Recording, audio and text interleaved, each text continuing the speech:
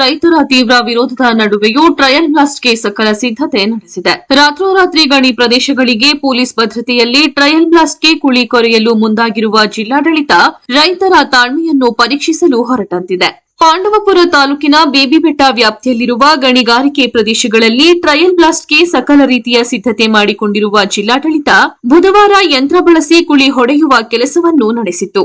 ಇಂದು ಕೂಡ ಕೆಆರ್ಎಸ್ನಲ್ಲಿ ಟ್ರಯಲ್ ಬ್ಲಾಸ್ಟ್ಗೆ ಸಂಬಂಧಿಸಿದಂತೆ ರೈತರಿಂದ ಪರ ವಿರೋಧ ಪ್ರತಿಭಟನೆ ನಡೆದಿದ್ದು, ರೈತ ಸಂಘಟನೆಗಳ 2 ಪ್ರತ್ಯೇಕ ಬಣಗಳಿಂದ ಪರ ವಿರೋಧ ಪ್ರತಿಭಟನೆಗಳು ನಡೆದವು. ಇದೀಗ ಕೆಆರ್ಎಸ್ ಅಣೆಕಟ್ಟೆಯ ಸುತ್ತಮುತ್ತ ಟ್ರಯಲ್ ಬ್ಲಾಸ್ಟ್ ಎಂಬ ಗುಮ್ಮವೇ ಹರಿದಾಡುತ್ತಿದ್ದು, ಮುಂದಿನ ದಿನಗಳಲ್ಲಿ ಇದು ಯಾವ ಹಂತಕ್ಕೆ ತಲುಪಲಿದೆ ಎಂಬುದನ್ನು ಕಾದು ನೋಡಬೇಕಿದೆ. ಕನ್ನಂಬಾಡಿ ಕಟ್ಟೆಗೆ ಅನಾನುಕೂಲ ಆಗುತ್ತಾ ಇಲ್ವಾ ಅಂತ ಪರೀಕ್ಷೆ ಮಾಡೋದಕ್ಕೆ ಟ್ರಯಲ್ ಬ್ಲಾಸ್ಟ್ ಮಾಡುವಂತ ಮೂರ್ಖತನದ ಕೆಲಸವನ್ನ ಜಿಲ್ಲಾಡಳಿತ ಮಾಡ್ತಾ ಇದೆ. ಇದಕ್ಕೆ ಪರೋಕ್ಷವಾಗಿ ರಾಜ್ಯ ಸರ್ಕಾರ ಜಿಲ್ಲಾಡಳಿತಕ್ಕೆ ಲಾಬಿ ನಡೆಸ್ತಿರುವಂತ ಗಣಿ ಇಲಾಖೆ ಕಾರಣ ಆಗಿದೆ. ಗಣಿಗಾರರು ಇದಕ್ಕೆ ಲಾಬಿಗೆ ಕಾರಣ ಆಗಿದ್ದಾರೆ.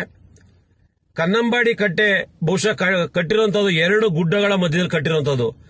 ಒಂದು ಕಡೆ ಆ ಶಿಲೆಗೆ ಕಂಪನ ಆದ್ರೆ ಇಡೀ ಡ್ಯಾಮ್ ಕಂಪನ ಆಗುತ್ತೆ.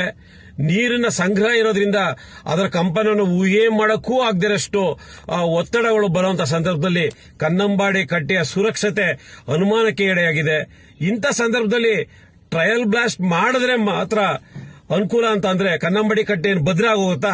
ಭದ್ರ ಆಗಲ್ಲ. ಕನ್ನಂಬಾಡಿ ಕಟ್ಟೆ ಭದ್ರ ಆಗುತ್ತೋ ಇಲ್ವೋ ಅನ್ನೋ ಟೆಸ್ಟ್ ಮಾಡುವಂತ ಅನಿವಾರ್ಯತೆ ನಮ್ಗಿಲ್ಲ.